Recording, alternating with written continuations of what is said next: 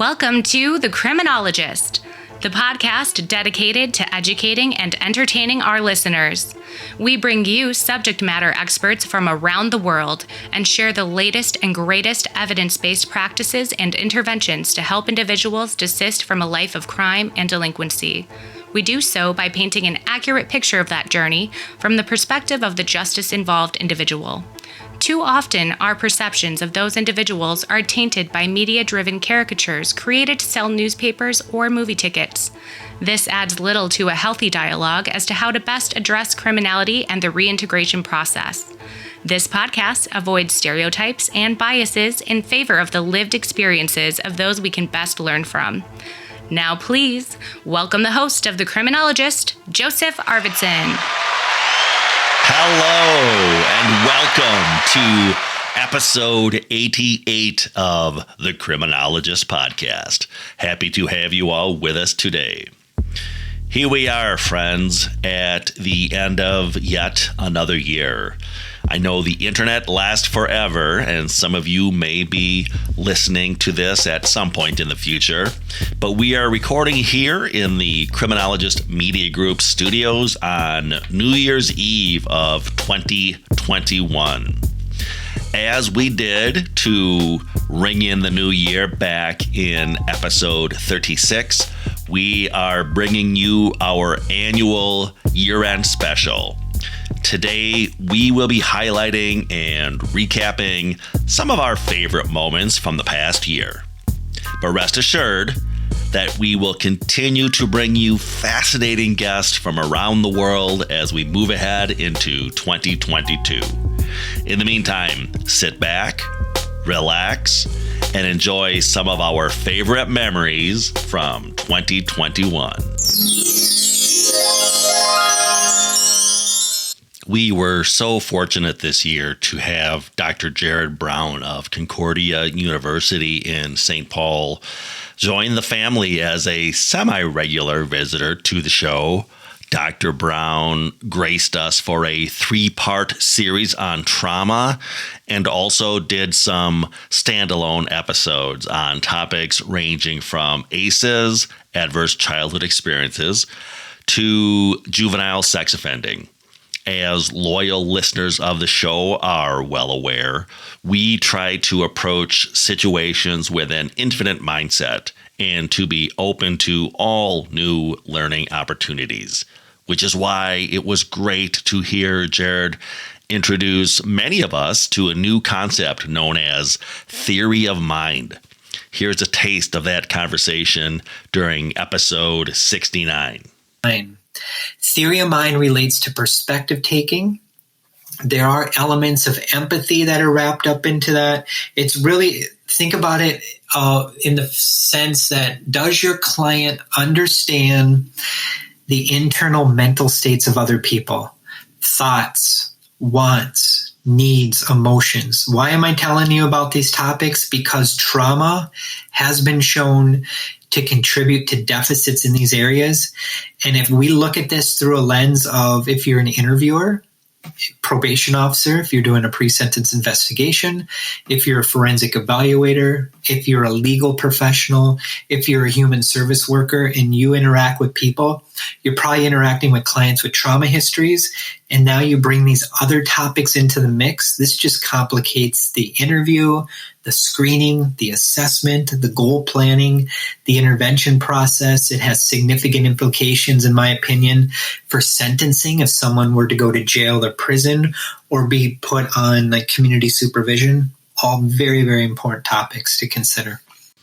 Again, Dr. Brown is becoming a regular fixture on the show, but if you want to hear more from him right now, go back and have a listen to episodes 64, 69, 72, 73, and most recently, episode 87.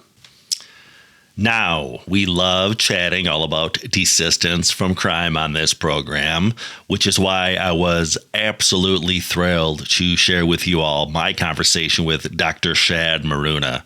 Dr. Maruna needs no introduction in desistance circles, but Suffice to say, he is one of the world's leading thought leaders as to the topic of desistance from crime. Here, Shad talks a little bit about the binary nature of corrections around the world and how we can combat this sort of us versus them mentality, which all too often gets in the way of progress. Yeah, I think one thing that can really change that us and them narrative is this emphasis we're certainly seeing in the UK. I'm not sure how much. Well, I know, and at least in parts of the US, this movement toward lived experience and experts by experience, credible messengers that go by a number of different names. But this is an old idea of hiring paraprofessionals who themselves have experience of the problem you're trying to solve. So if you're interested in curing folks with addiction, curing isn't the right word, but supporting people to recover from addiction, you need on your team individuals who have had that addiction and have recovered to act as role models and support staff. And likewise with criminal justice, where we're finding that the quote I always like here is that reintegration is a minefield, and how do you get through a minefield? You follow the person in front of you, and if they get through it, you know that way is the safe way to go. And so we're increasingly meeting in conversations around criminal justice folks who have got this justice experience, and I think that does such wonders in terms of humanizing the individual, the subject, what we used to call the offender, and it says, these are human beings just like us. I was incredibly lucky when I first started teaching at the University of Albany, my first job, and back in 1998, I was going to say through total luck, but it wasn't luck, because Albany had folks like Hans Talk and David DeFay who went out of their way to recruit students who did have criminal justice backgrounds. And in my very first PhD seminar, I had two individuals in the class who came out of the closet in the first week and said that they were former prisoners. One is a guy who's gone on to a great and incredible research career, and having those voices in the class completely changed the dynamic and the narrative of the tone and tenor of our conversation. It made that class, it's still my best ever class. I mean, it's usually you never forget your first class, but so many of my ideas now still today came from those two students, but also the other 12 students in the class, because their presence raised our conversational level so much, and I owe a lot to those conversations. And I think the same model can work on a kind of national scale, whereby involving lived experience individuals in probation work, parole work, these sort of things it almost forces us to recognize the humanity, the potential, that here was somebody who was on the other side of the desk, and now they're on this side of the desk. That means the next client I'm working with is a potential future probation officer, and I think that's so crucial. So crucial indeed, Shad. So crucial indeed. Okay, next up, I want to share with you all a little bit of my conversation with former corrections officer DJ Vodka. DJ was on the program promoting his book, The Green Wall, a prison guard's struggle to expose the code of silence in the largest prison system in the United States. DJ was a guest of ours back on episode 39 and talked all about his experiences in the California correction system dating back to when he was first hired in 1987, and highlighting some of his experiences in some of the most infamous prisons in California, up to and including Pelican Bay State Prison, and his experience working in the Corcoran Secure Housing Unit, also known as SHU. DJ was a great guest. Happy to recap some of the conversation I had with him. So let's hear a little bit from DJ Vodka. I was only assaulted one time by an inmate. I was gassed. I was throwing urine and feces on me through a cell door. But that inmate didn't have it all there. His marbles, his elevator didn't go up to the top floor. But other than that, my whole career, I showed him respect, and I got that respect back. And that's what it's about, especially living in that environment in a prison. I mean, you got to understand, you're going through a gate that you might not come home. There's that chance you might not come home. And if you show that respect, you're gonna get that respect back. You rattled off some of the other more notorious inmates that were housed when you were working, and I know again from glancing at your book, I remember when his book came out, Monster. Do you want to maybe remind our listeners or inform our listeners about that individual that you again crossed paths with? Are you talking about Monster Cody? He's a heavy shot. He was a shot caller, the kingpin of the Crips. Very well respected. When he walked the yard at Corcoran, he was walking the yard at Corcoran, and he had a surrounding of other inmates that would protect him. It's almost like the general walking around the yard, and we all knew who he was, and our superiors, our lieutenants and sergeants, they look, show him respect, they'll give respect back. And that man gave us respect. I mean, if something were happening on the yard with his own people, they would take care of their own people. I mean, unless they couldn't handle their own people, then they would come over and talk to us and let us know, hey, this individual's not listening to us, and you guys do what you got to do to lock him up or whatever, because he can't be on the yard another day. And most of the gangs that I work with in the prison system, that's the kind of protocol they had. They took care of their own inside. If they couldn't take care of their own inside, then they left that to us to clean up their mess. Thanks again, DJ, for those insights. If you were intrigued by that snippet, please go back and track down DJ's fascinating book. Next, I want to talk to you about an individual who is part of the Penal Reform Solutions family. I interviewed Dr. Sarah Lewis actually 2 years ago. So, Sarah, you're not going to make this year's best of broadcast, but I hope to have you back on the show in the future. One of the individuals that I was introduced to through Sarah and the good folks at Penal Reform Solutions over in the United Kingdom was Cam Stevens. Cam Stevens is a researcher with Penal Reform Solutions. He is a prison reformer, a playwright, a writer, and film director. Cam is also the director at Black Arts Media Entertainment. He is putting out some great video media content. I encourage you to check out Black Arts Media Entertainment, and to give you a little bit of insight into Cam's work, here is some of my interview with Cam Stevens.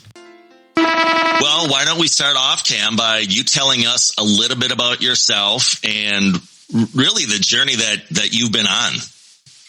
Okay, so my name is Cam. I'm a film and media arts production student at a university in Somerset in the UK.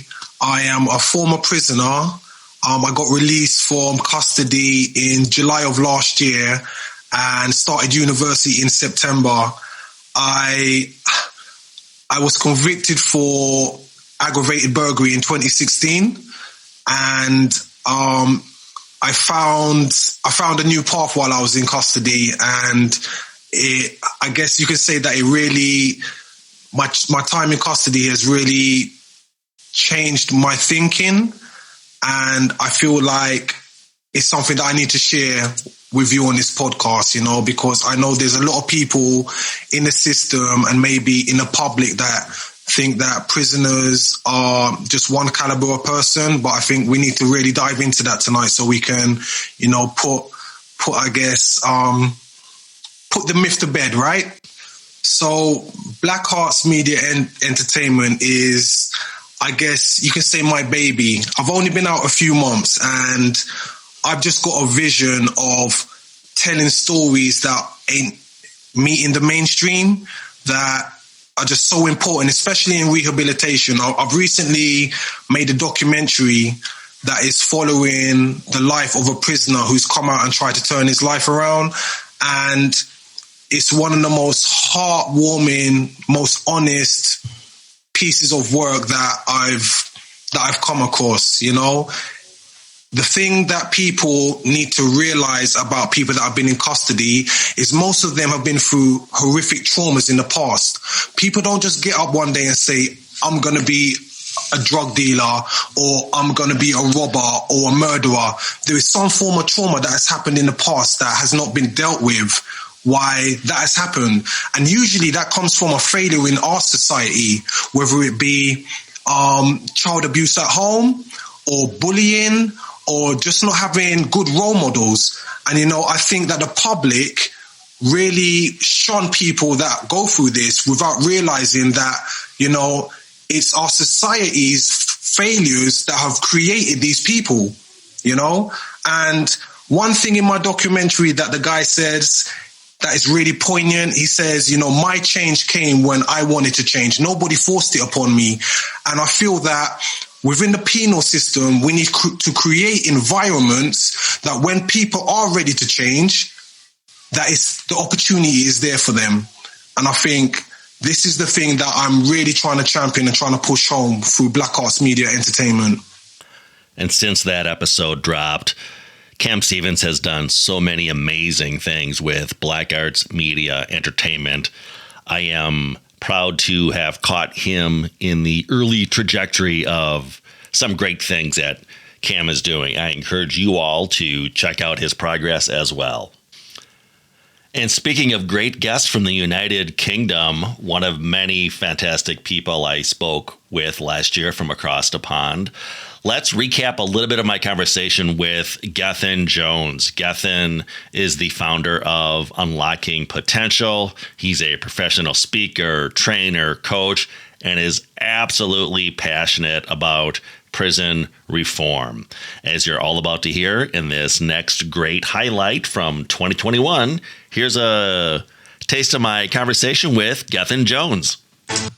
Yeah. So they use this in the system, and it's funny actually, because I just created anyway. I'll call it like old me and new me. Yeah, and my old me was somebody that was scared, lost, angry, bitter, hateful, resentful, bitter, twisted, all of that sort of thing, yeah, and it was just a ball of kind of like frustration, yeah, and because that was my core, yeah, then actually my whole physical self on the outside was why I was linked to drugs and crime and all of that sort of stuff, so it just didn't fit in society.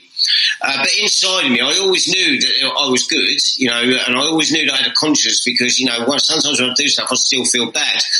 And today, when I look at myself today, my day is full of love, care, kindness, compassion, understanding, empathy, support, you know, selflessness. You know, that's how I live my life today. Yeah, and that's the two complete ends. But what I always explain to people is, you know, is actually, you know, so even though today when you see me, you see this new me, old me's still there. Yeah, old me never goes, but what it is, I choose today to feed the new me, you know, and then because I feed the new me and with all of that goodness, you know, I've got such a beautiful life. Yeah, I've got so many people that love and care for me. I've got to have opportunities that just keep on coming, and it's just because the inside is different to what the inside was before. Gethin Jones, Unlocking Potential. If you ever get the opportunity to cross paths with Gethin, he exudes enthusiasm 24/7, which is really what we need. Next up, going to share a little bit of my conversation with Lila Kazamian. Dr. Kazamian hails from the esteemed John Jay College of Criminal Justice. Her research interests include desistance from crime, long-term incarceration, prisoner reintegration, life course and criminal career research, and comparative criminology.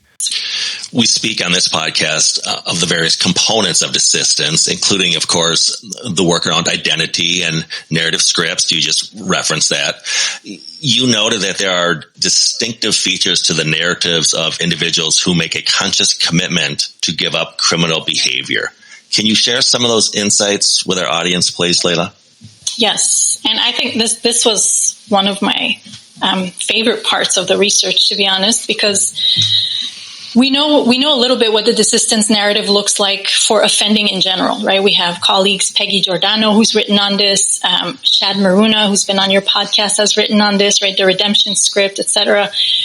But we've never really explored this in the context of prison to see whether that narrative is different when people are incarcerated. And from the perspective of prisoners, they're often told, you need to better yourself, you need to work on yourself, and nobody knows what that means or what that looks like. And I suppose the same can be applied to the outside world, right? People are just like, go work on yourself, and nobody really knows what that entails.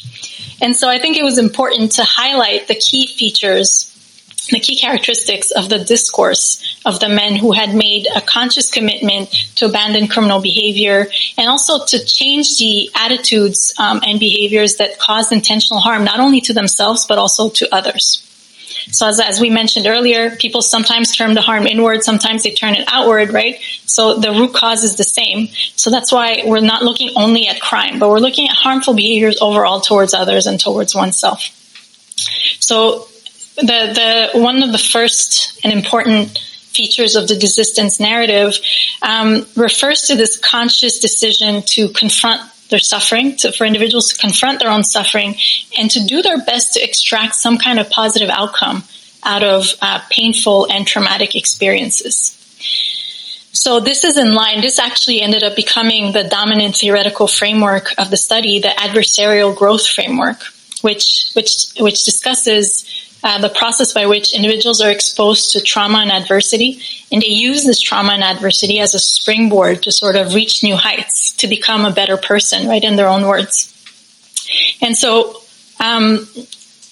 people who were adopting the desistance narrative, their discourse was characterized by this attempt to look at past experiences and just use it for the better, use it as an opportunity to just fly even higher than before. Whereas in the persistence narrative, that past trauma was really weighing down the person, and they were kind of stuck, paralyzed, unable to move forward because of it, because it was not being addressed.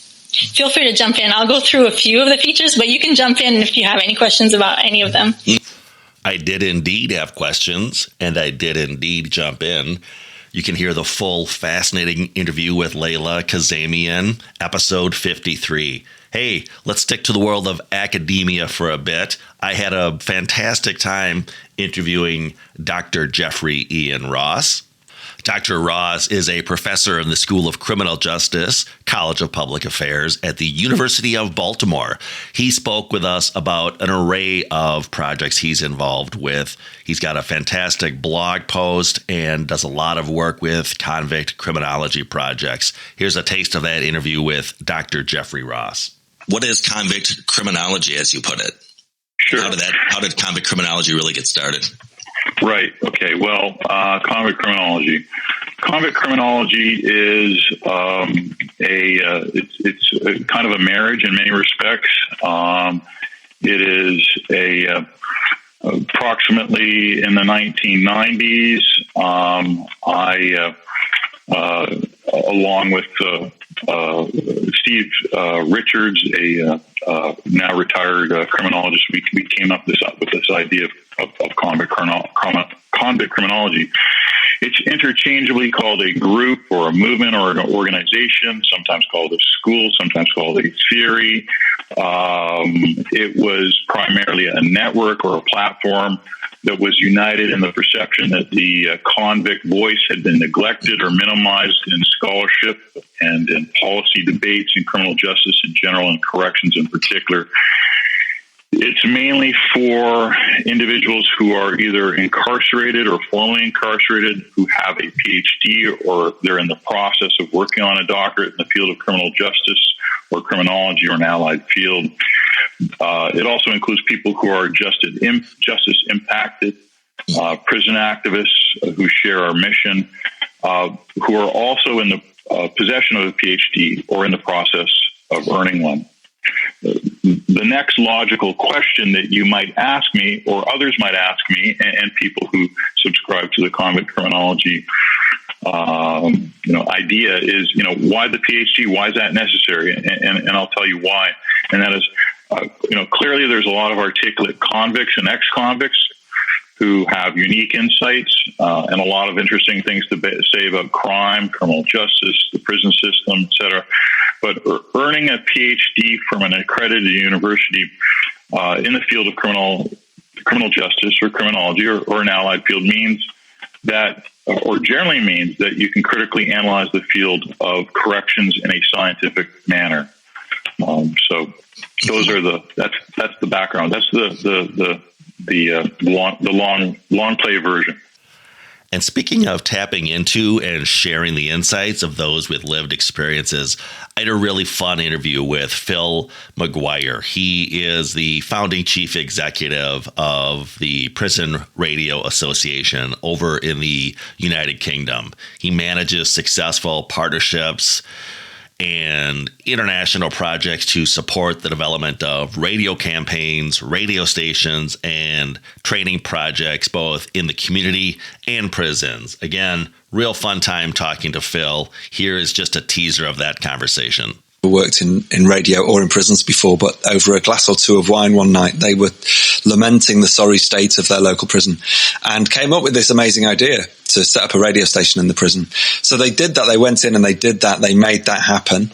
And it worked on its own in isolation for quite a few years before any sort of outside attention was attracted. So, eventually, one of the founders of the radio station there wrote to the Director General of the BBC, the British Broadcasting Corporation, to see if the BBC was interested in exploring the potential for prison radio. And that's where I got involved. So my background is I was a residential social worker. I worked in children's homes in Manchester, changed careers, got a master's in broadcast journalism and worked at the BBC. And it was while I was at the BBC that I learned about this project at Feltham. And then I found out that there was a partnership, a big pilot project being set up in Birmingham, in the Midlands in the UK, to see whether prison radio could be developed. And there were a number of partners involved in that. So there was the BBC, the Prison Service, the two people who'd set up the original project at Feltham and various others. And the BBC advertised a job for somebody to manage this pilot, and I applied and I got it. So I moved from the studio that I was in London to Birmingham and spent 9 months thinking about how we could improve, develop, widen participation in prison radio in the UK. So we sort of changed tack a little bit. We set up two projects in which the thrust was really giving absolutely crucial information to people in prison when they needed it the most. And we integrated education. We worked out how involving people in prison in the production process could lead to them getting qualifications. So that took 9 months. That was from September 2005 until summer 2006. It was all very successful. Everybody was very pleased. But at the end of it, it became really clear that if this was going to continue to develop, then an organisation was going to have to be set up to manage the development of that. And that was when, much to the dismay of my mother, I left the job of her dreams for me at the BBC to become the first employee of a brand new charity, the Prison Radio Association. So that's how we got to the founding of the Prison Radio Association. Okay, and that brings us up, like you said, to about 2006 is when you founded the Prison Radio Association, correct? Yeah. Developing radio campaigns, radio stations, fantastic. Tell our listeners about your work to launch the Prison Radio Podcast Network. Okay, so, well, I can get to that, but that misses out a huge chunk, which I hope you don't mind if I step backwards and talk to you about what happened after 2006. What happened? Let's go back in time. So 2006, we set up the Prison Radio Association. The aim of the organisation was to support anybody in the UK that was interested in developing prison radio, to support people in prison through their sentences, to help to reduce reoffending. And I visited lots of prisons, gave advice to lots of people, started to build a community of prison radio practitioners. And one day I had this incredible meeting at a prison called Her Majesty's Prison Brixton in South London. Met with the guy who was in charge of the prison, the governor, a guy called Paul McDowell. And he was interested in the idea of prison radio, and he knew a bit about it from Feltham. And at the end of my meeting, he said, look, you've convinced me. I don't need convincing anymore. We want one of these radio stations. But Phil, I want you and the Prison Radio Association to run it. And I want this to be the best that it can be. So we found a space inside the prison. We found some money from somewhere.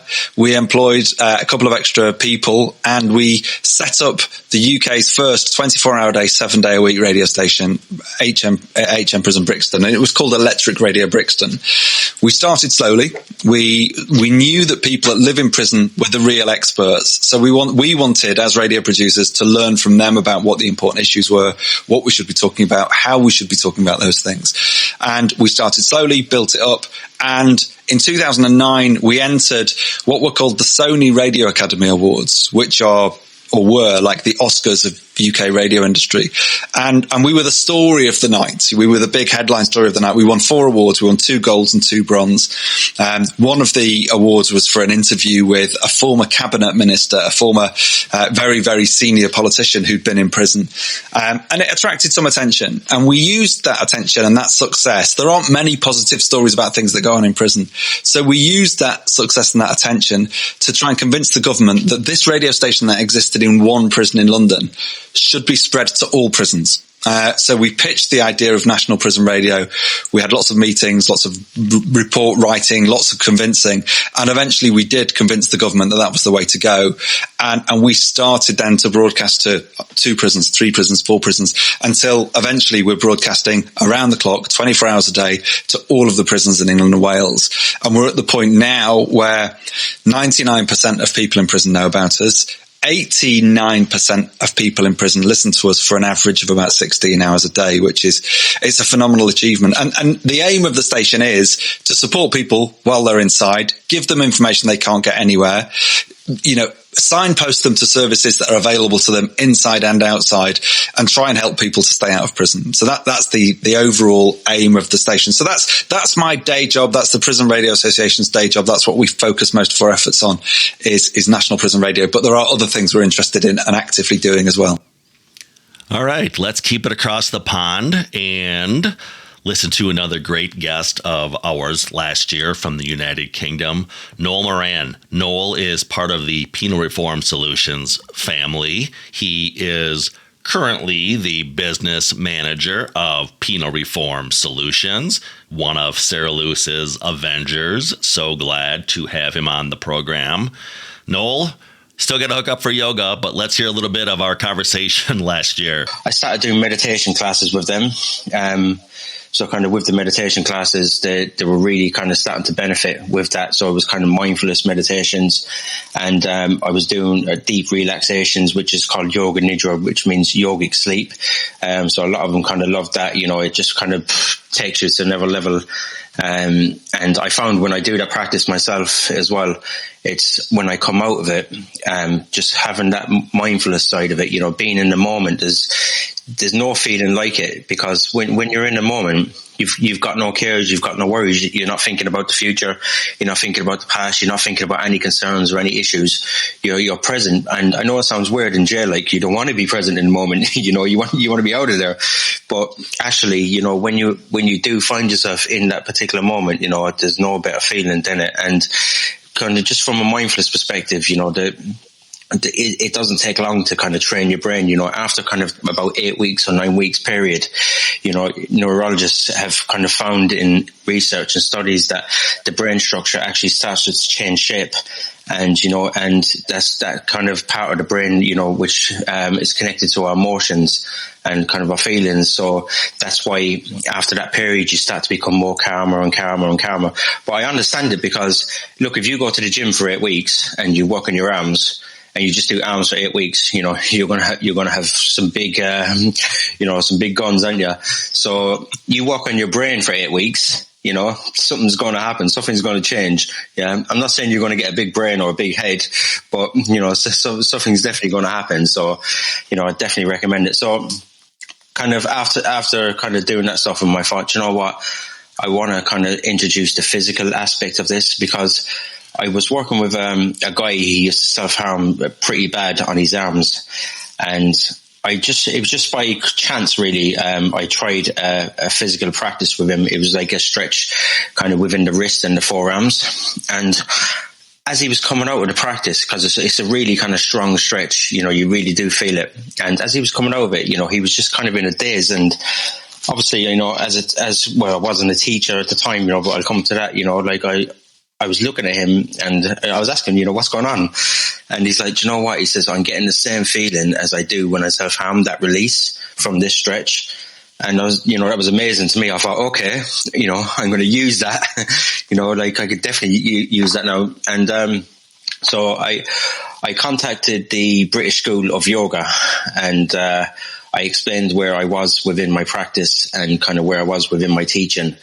And I wanted to do a yoga teacher qualification with them. So whilst inside, they allowed me to do a level 4 yoga teacher qualification and a level 3 mindfulness practitioner. So kind of with that then, you know, there was a really good governor in the prison at the time. You know, he was probably one of the, if not, he is the best governor that I've come across. And I will name him, I'm sure he won't mind, Steve Robertson. You know, he gave me a really great opportunity to kind of excel at something. You know, he gave that trust to kind of go around the prison, and I started teaching staff. I started teaching, you know, all different groups. I was incorporating my kind of yoga into kind of different programs within the prison. David Breakspear, another great guest from 2021, also from the United Kingdom, also a prison reform campaigner. Among other things, David really believes in the power of education in the reintegration process. But you just want to give them some advice about how they could do their job better, something that they might not be seeing, you know, amongst the X's and O's of the playbook. Well, I mean, it's. I think sometimes I feel sorry for probation officers and correctional officers, prison officers, because they do get the rough end of the stick. They're not the ones that make the policies and the procedures, and it comes down to time. That's for probation officers and prison officers. It comes down to time. The way forward is through relationships, as we like to call it in this country, dynamic security. Mm-hmm. That's where you're talking to people. You use your mouth. If there's someone shouting at you, you talk quietly. Otherwise, once you start shouting, there's nowhere else to go apart from up. So that dynamic security, that relationship, but then the system itself has to realise that, and they have to try and create the system so that prison officers have as much time as they possible to be. No one joins, there might be 1%, 0.5%, but no one really joins the service to lock people up. They join the service because they've seen something. They join the service because they want to help. They want to make a difference. They want to help change people's lives. Yet the system doesn't give them the opportunity or the time to be able to do that through understaffing and underinvestment. And that's been something that's gone on for years. So it really is that relationship. It's looking at people from a position of empathy and not apathy. Empathy versus apathy. Well said, David. Well said. And if you caught David just now reference dynamic security, as it's known in the United Kingdom, check out my interview with Brian Kane, episode 86. He expands on that topic in great detail. Dynamic security versus the static security model that we have here in the United States. Hey, lest you get geographic whiplash, I'm going to keep it over in England, feature a couple of more guests from the United Kingdom from 2021. First of which is Eddie Flanagan, Ed the Head Flanagan. Ed is a freelance artist whose work I really encourage you to track down and check out. If you visit my YouTube channel, The Criminologist, I've got a playlist set up featuring just a sample of some of Eddie's amazing artwork. Check it out. It's mind-blowing. In the meantime, here's a flavor of my conversation with Ed Flanagan. I like the creative process. It allowed me to escape. I I devoured books. My dyslexia doesn't affect my reading. My reading's fine. So I just devoured books. And because of my art and I could earn an income, they do remedial education within the British prison system. And I'm going back like 30, 40 years. Now you can do courses. Then you couldn't. So what I'd do is, like, for instance, there was a guy who was doing 15 years for kidnapping. And he was a headmaster before he did that. He's kidnapped someone, got 15 years. So I used to pay him to teach me. I'd do him favours, he'd teach me. We'd get old syllabuses on psychology, old over university stuff. He'd set me exercises, and I'd help him out. Because I could earn an income, I'd pay him in goodies. The main goodies then to barter was either confectionery or tobacco. And drugs, obviously. And drugs, obviously. Hey, let's hang out in Europe for just a bit more. Hear from a couple of more guests that we interviewed in 2021 from the European continent. The first of which is my dear friend, Jonathan Lay, who, as you're about to hear, is British, although he currently is residing in Germany.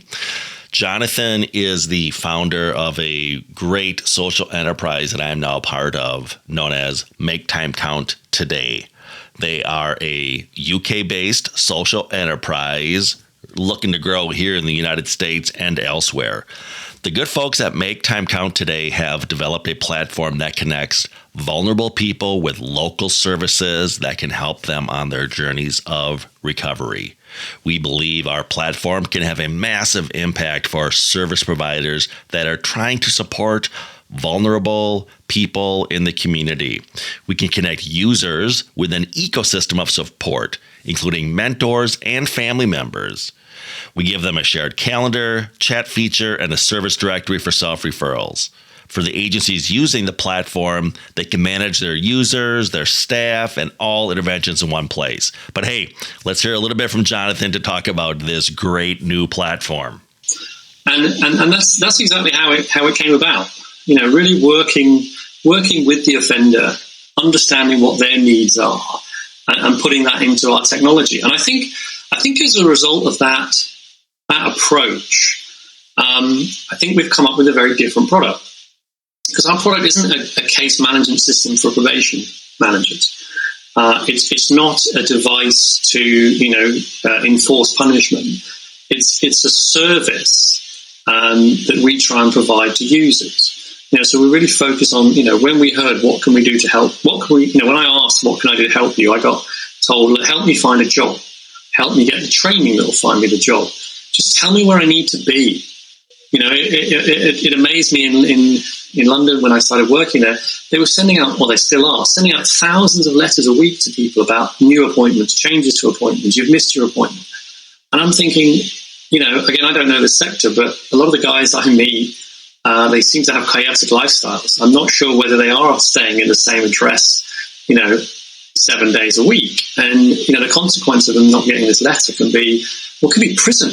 Quite frankly, and that again, like I say, that shocked me. So we just thought, let's use simple tools that are out there already, and put it into a simple format, it's easy to use, and just helps people, get on with their lives, basically. And if you would like to find out more about that incredible new technology brought to us by the good folks at Make Time Count Today, reach out to me directly as brand ambassador. I can get you all the information you need, up to and including a meeting with the founder, Jonathan Lay, to discuss possibilities for you or your agency. Hey, one more guest I want to share with you from over in Europe.